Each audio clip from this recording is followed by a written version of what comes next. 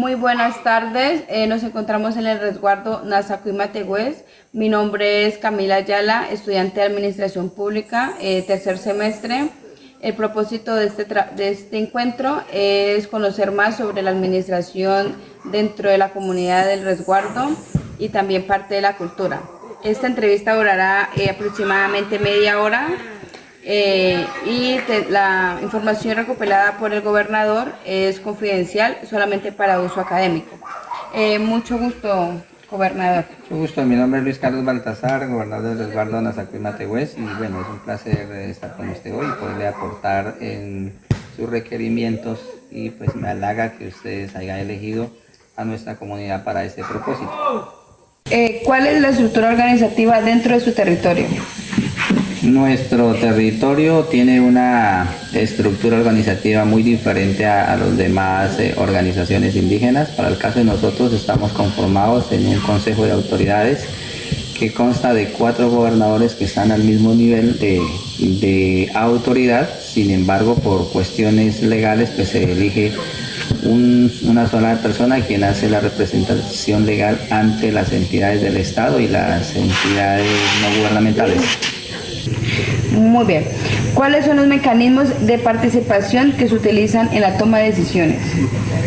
Para el caso de la toma de decisiones de nuestra comunidad, como mecanismo son las asambleas. Se llaman asambleas y se busca la participación de toda la comunidad en la toma de decisiones de cualquier naturaleza.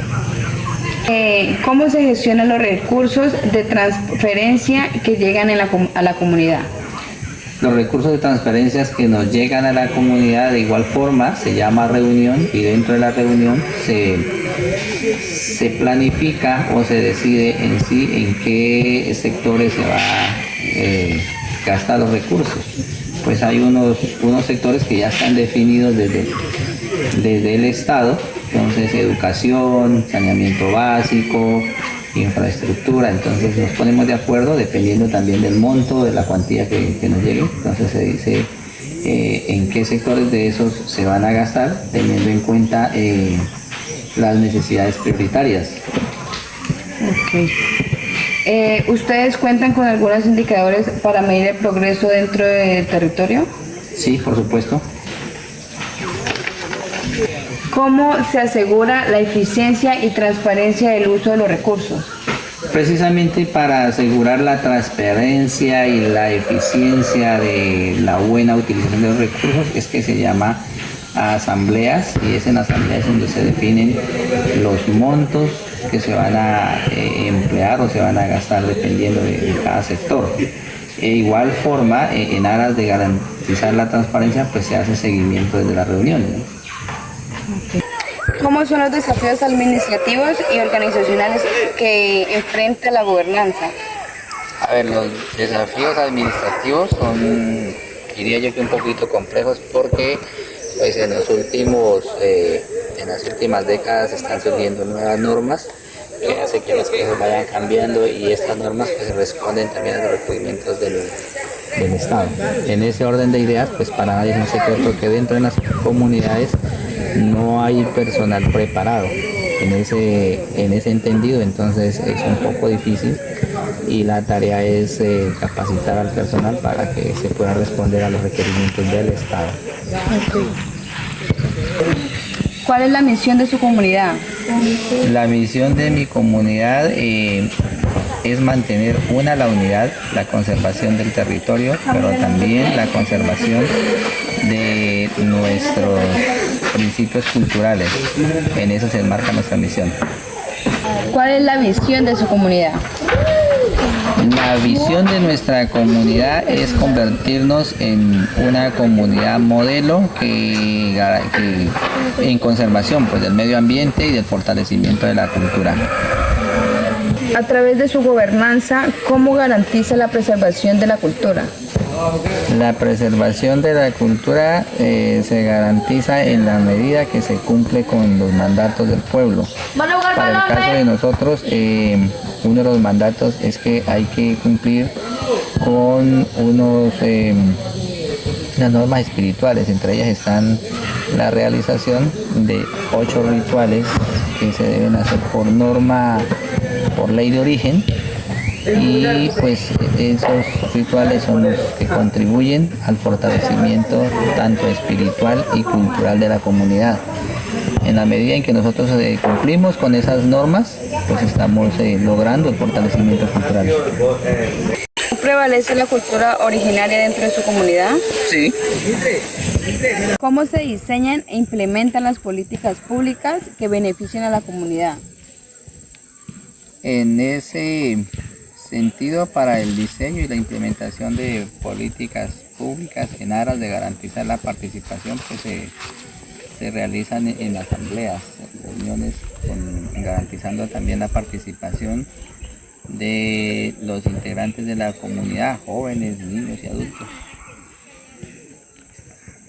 ¿De qué manera la estructura organizativa del resguardo organiza su plan de acción para responder a las necesidades de la comunidad?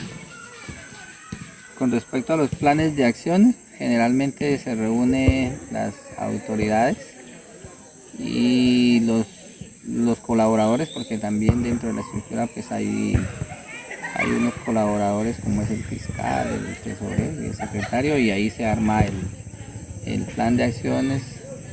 Luego se socializa a la comunidad en una asamblea y ellos harán los ajustes que consideren necesarios. ¿Cuáles son los mecanismos que utilizan para garantizar la participación de la ciudadanía en la toma de decisiones, pues diseño, aporte, etcétera? Como mecanismo, como le he venido mencionando, pues son las reuniones. La reunión de la gente que participa y hace sus aportes. ¿Cómo se articula la gobernanza con las diferentes instancias del gobierno nacional y regional para defender y promover los derechos de los pueblos indígenas? Una forma de articularse pues, a través de los programas, del plan de desarrollo y dentro de esos planes de desarrollo pues, nosotros participamos con nuestros planes de vida, que son los que dan las líneas en materia de lo que se quiere y se pretende hacer dentro de las comunidades. Y lo otro pues es ya la participación de las autoridades indígenas en las reuniones que invitan las entidades de carácter público. ¿Qué tan centralizada está la toma de decisiones dentro del resguardo y cómo impacta esto al bienestar de la comunidad? Pues nosotros diríamos que más que centralizado es descentralizado, en el sentido de que la participación, se garantiza la participación de toda la comunidad. O sea, no es una situación de que las decisiones las toma solamente un grupo de autoridades nomás, no, sino que toda decisión pues, se llama reunión y es allí en donde se toman las decisiones. ¿Qué valores o principios culturales predominan en el resguardo y qué influye en la forma de atender y resolver las necesidades de la comunidad? Uno, el respeto al derecho propio, la ley de origen, el derecho mayor, el respeto al medio ambiente. El otro es el respeto a la espiritualidad. Para nosotros la espiritualidad es clave en todo proceso. Y otro de los principios que para nosotros es importante es la conservación de los principios culturales, entre otros principios pues, que quizás se me escapan en este momento. Okay. ¿Cómo se establecen las relaciones y se negocian los acuerdos con las entidades del gobierno nacional, departamental y municipal para asegurar el cumplimiento de los derechos colectivos y la autonomía del resguardo? Con respecto a las relaciones, pues lo que generalmente sucede es que en calidad de autoridad que hace la representación legal, pues se entra en contacto con el alcalde o con el gobernador y se empieza a averiguar los programas que hay para las comunidades indígenas, al igual que los proyectos. De igual forma, pues se mira de que esté dentro del plan de desarrollo y que esté dentro del plan de vida de cada comunidad, y frente a eso se hacen las propuestas, se concerta pues lo que uno quiera, ¿no? Esa es una forma de participar Ahora, lo otro es que cuando pues los gobernantes no quieren cumplir con lo que establece la ley, entonces pues se acuden a otros mecanismos. Entre ellos pues pueden ser algunos consejos, con las autoridades, o si no en reuniones con toda la comunidad. Y en el evento de que eso no surja ningún efecto positivo, pues entonces se acude no acudimos a las acciones de hecho, sino a las acciones de dignificación, que es algo muy diferente. ¿Qué tan importante considera la formalización legal y normativa del resguardo para garantizar la autonomía y generar confianza en la comunidad y en las instituciones externas? A ver, la legalidad de los resguardos o de los cabildos o de las organizaciones indígenas pues es de suma importancia, pero más para el relacionamiento con el Estado, más que para garantizar la credibilidad de la comunidad, porque en el momento en que nosotros nos organizamos como comunidades indígenas es porque creemos, porque estamos seguros de lo que queremos. En ese orden de ideas, pues el tema de la legalidad es en materia del relacionamiento con las entidades del Estado, porque pues, para nadie es un secreto que los entes gubernamentales se rigen a unos protocolos que se tienen que cumplir. Y en ese orden de ideas, si una comunidad no está legalmente reconocida, pues no puede adelantar ningún tipo de proyecto ni programa. Entonces, en ese sentido, la legalidad es de suma importancia, pero como te decía, más para lo externo, no para lo interno.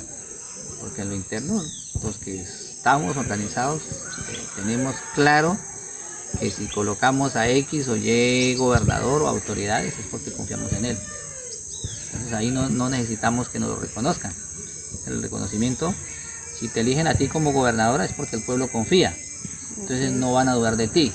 Entonces esa legalidad va para el Estado, porque el Estado sí, bueno, sí hay actas de que sí lo eligieron o se está eligiendo ella, se está autonombrando. Entonces en ese orden de ideas es importante el tema de la legalidad, el reconocimiento desde lo etnológico, la resolución, porque en últimas la resolución de un resguardo o de un cabildo pues es el reconocimiento, es como el documento de identidad de que existe esa comunidad. ¿Y usted me podría decir qué diferencia tiene entre cabildo y resguardo? Sí, la diferencia radica en que un resguardo es un territorio colectivo, un territorio de todos, pero no es de nadie, con un título de propiedad colectivo. O sea, nadie es dueño de nada, pero todos son dueños de todo. En ese orden de ideas, como es un territorio colectivo, se asemeja a un municipio o a un departamento. Por consiguiente, recibe unos recursos del Estado que deben de ser administrados por el territorio, en cabeza de las autoridades, claro está, pero con la participación de toda la comunidad. Por eso nosotros reincidimos en que las cosas se tienen que hacer en reunión. No puede reunirse solamente la directiva y decir vamos a hacer esto, aquello. No, es la comunidad que dice la necesidad que nosotros vivimos esto y queremos que se haga esto y se concerta. ¿Listo? ¿Qué es un cabildo? Pues un cabildo es una estructura organizativa dentro de un territorio, pero a diferencia del resguardo es que no tiene un título.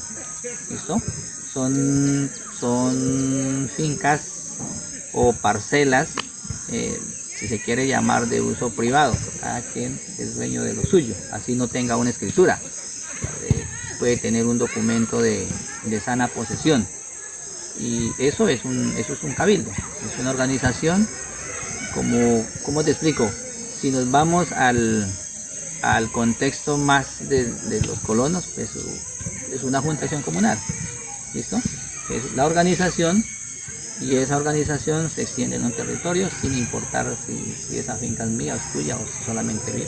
Sí. Pero en ese sentido se tiene en cuenta que no es un territorio colectivo. Entonces, el resguardo es colectivo, es un territorio que se le titula a un grupo de personas, que lo hace directamente el Estado, lo titula y se lo entrega. y además de eso, pues le dan unos recursos que tienen que administrar. Los cabildos se organizan, pero ellos no tienen derecho a esos recursos. Ellos tienen que gestionar proyectos, todo lo que consiguen a través de proyectos, a través de programas, tienen que estar muy efectivos, no tienen garantizados unos recursos de participación. Eso es, en última la diferencia es más o sea, más que la diferencia es la semejanza, ¿no? La estructura organizativa, cabildo y resguardo, la estructura es la misma, puede ser la misma. Pero ya en materia territorial sí es muy diferente porque en uno está enmarcado, es un territorio encerrado, si se quiere llamar así. Es como el croquis de un municipio, está aquí, Caicedo, Puerto Asís, Villagarzón. Acá también es lo mismo. Mi resguardo colinda con y ese territorio es de todos, pero no es de nadie. Responsabilidad de todos para cuidarlo. ¿Qué tanto administra el resguardo dentro de la comunidad? A ver, un resguardo tiene la obligación de administrar justicia, por un lado, tiene que administrar el territorio, tiene que administrar la convivencia, tiene que administrar la cultura, tiene que administrar los recursos que hay dentro de esa comunidad. Y administrar justicia, pues desde todo sentido, ¿no? Si hay violencia intrafamiliar, pues la autoridad tiene que resolver ese problema. Si hay un problema personal entre dos individuos, pues también. O sea, ese es el tema de la administración de justicia. En materia de administrar justicia, pues tiene que tener muy claro qué cosas se castigan, qué cosas y el nivel, ¿no? El nivel de complejidad, así mismo se va administrando la justicia. Se administran también recursos cuando llegan, entonces en últimas se administra todo lo que hay dentro del territorio, dentro del resguardo, es responsabilidad de administrarlo las autoridades del territorio. Eso con respecto al resguardo. Si nos vamos al tema de los cabildos, que los cabildos también les toca administrar todo, lo que dije anterior, ¿no? Administrar territorio, administrar justicia, administrar recursos si los hay, administrar el tema cultural, porque de eso depende de que se perdió o no se perdió. ¿En qué distribuyen los recursos que el gobierno les da a cada resguardo? Como te decía, el Estado da unas áreas, unas líneas en que se debe distribuir, pero generalmente pues los recursos se distribuyen, hay un rubro que es especialmente para el fortalecimiento cultural, otro rubro para educación, otro rubro para saneamiento básico, hay otro rubro para infraestructura. Entonces, si yo necesito construir una escuela, pues entonces de ese rubro de infraestructura pues tengo que echar mano. Pero si necesito, hay tema de salud también, para el caso de las comunidades, ese tema de salud pues está muy amarrado al tema cultural. ¿Por qué? Porque pues la salud dentro de los territorios no se maneja a través de inyecciones, ni acetaminofén, ni nada de eso. Se maneja, para el caso de nosotros, es desde la espiritualidad. Eso significa que si yo tengo una dolencia, una afección, entonces voy donde mi mayor, nosotros decimos mayor, o mi kihuete o mi tensa, y le consulto. Hoy amanecí con eso, desde ayer estoy con ese dolor de cabeza. Y él pues me va a pedir chapil, me va a pedir tabaco, me va a pedir coca, y se sienta conmigo y me analiza y dice: el problema suyo puede ser, ¿no? Usted estuvo en tal parte y ese era un sitio sagrado y esa era la casa del arco, por decir algo, el arco iris. Y como usted no pidió permiso, pues ahí están las consecuencias y por eso está así. Entonces él le va a decir qué hay que hacer. Entonces ya al siguiente día lo necesito mañana o pasado mañana y debe traerme otras plantas medicinales. Entonces, ahí estamos administrando salud. Por consiguiente, dentro de las comunidades, uno de los mandatos es que cada familia debe tener como mínimo unas 20 matas de coca. Pero no para que se las sumen ni para que salga alcaloides, sino para el tema de los rituales, ¿ya? Porque para nosotros la mata de coca es sagrada, es una planta medicinal y a través de ella nos comunicamos con los seres metafísicos, los espíritus, y son ellos los que van diciendo qué enfermedad tengo y qué otras plantas debo utilizar para que mi cuerpo se sane. Y también además de eso, es esa misma, a través de la hoja de coca y a través del tabaco y otras plantitas que se utilizan, pues nuestro mayor o nuestro Chihuete pues va a poder saber si esa sanación se puede hacer en un río, se puede hacer en una quebrada, no sé, en otro sitio sagrado, alrededor de la tulpa, en donde ellos digan. Entonces eso es administrar salud. Y por consiguiente, pues entonces las autoridades, para el caso políticas, porque dentro de los territorios hay autoridades políticas y autoridades espirituales. Entonces las autoridades políticas están en el deber de garantizarle el respeto y la colaboración de los que manejan de las autoridades espirituales para que hagan este ejercicio. Teniendo en cuenta que la economía de sus territorios gira en torno a cultivos ilícitos como por ejemplo la coca, si el ejército ejecuta un plan de erradicación, ¿lo podría hacer sin ningún inconveniente? Sí, lo podría hacer, simplemente que hay que tener en cuenta que antes de hacer o antes de llevar a cabo ese plan de erradicación, pues debe agotarse el debido proceso. En ese sentido, el debido proceso inicia con una consulta previa, porque ese programa de erradicación pues es un proyecto que afecta directa o indirectamente a las comunidades. Hay una norma que ahorita no recuerdo cuál es, y es muy clara y dice que todo proyecto que se adelante dentro de una comunidad étnica y que genere un impacto a su interior, al territorio, pues debe ser consultado. Para el caso en particular, un programa de erradicación pues va a generar un impacto negativo, positivo y negativo, porque si la comunidad depende económicamente de esa economía, pues obviamente hay un impacto negativo. Entonces, en ese sentido, es deber del Estado, antes de adelantar ese programa o proyecto de erradicación, iniciar con un proceso de consulta previa.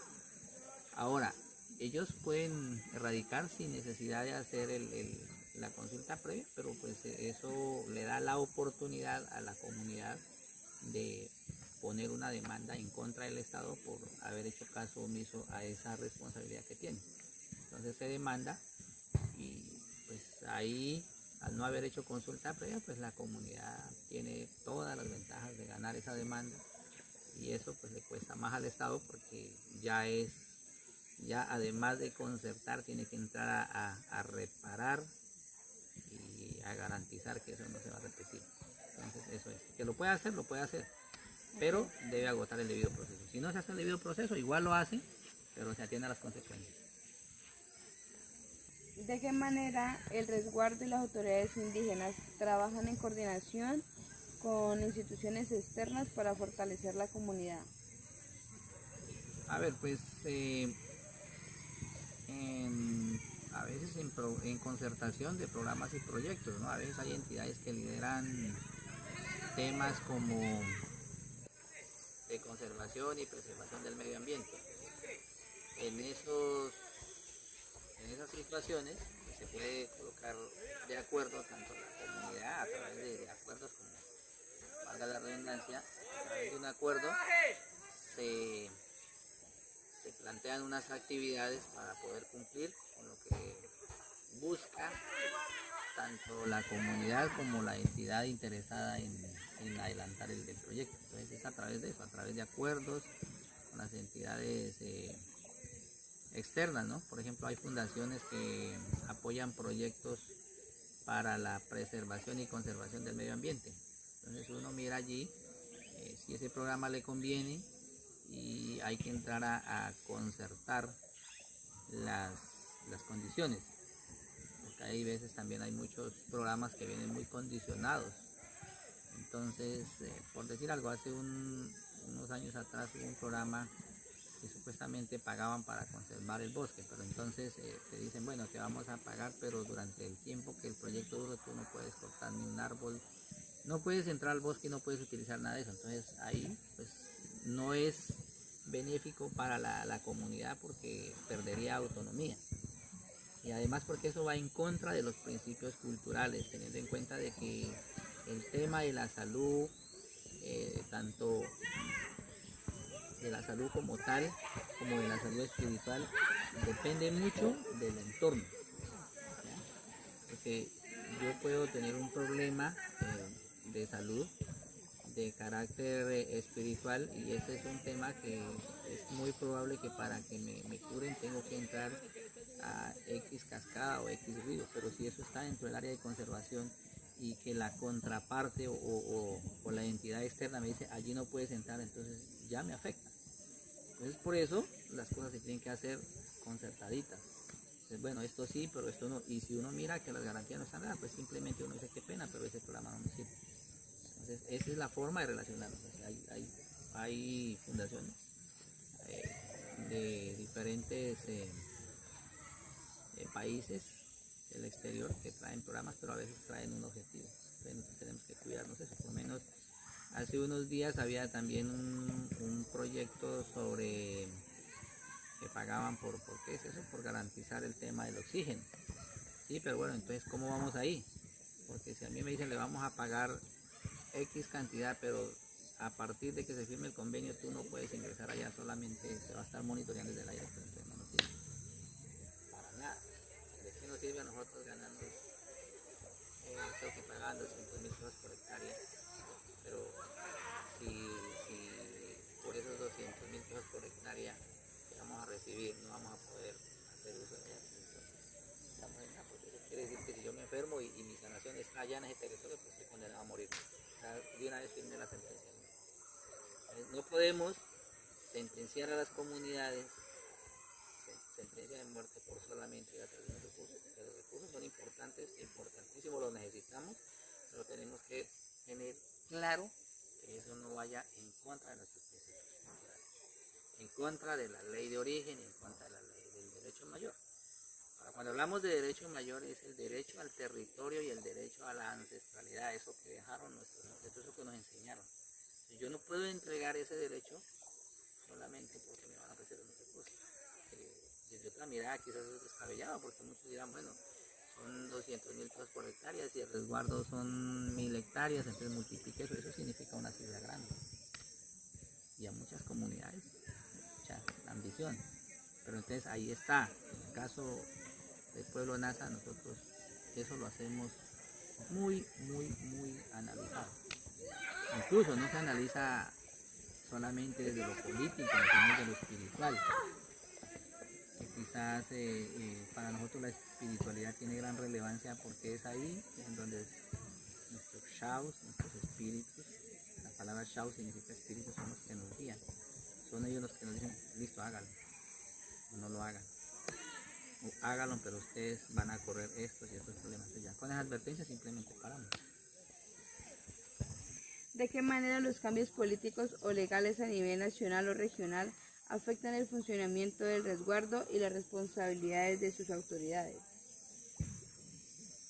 A ver, yo pienso que esos cambios, tanto políticos como legales, van a afectar en la medida en que no sean concertados, ¿no? Y generalmente eso es lo que pasa, que a veces salen políticas que se piensan desde el Congreso, pero no son socializados a la comunidad. Entonces, en eso afecta. Un caso de eso, podríamos hablarlo en materia de salud. Caso de Ley 100. Se montó el proyecto de Ley 100, nos metieron a todos, pero nunca nos consultaron. Y ahí pues podría decir uno que para ese entonces, pues las comunidades nos dormimos porque no entramos a exigir consulta previa, porque pues, la forma como se atiende nos ha afectado. Para no ir muy lejos, un ejemplo así palpable es el caso de los famosos carnés y de todo eso. Eso hizo de que hoy, por no decir todos, una gran parte de los pueblos originarios acuden más a los hospitales a que les den un acetaminofén o unas pastas que en últimas, si le curan un problema, le desarrollan otro. ¿Ya?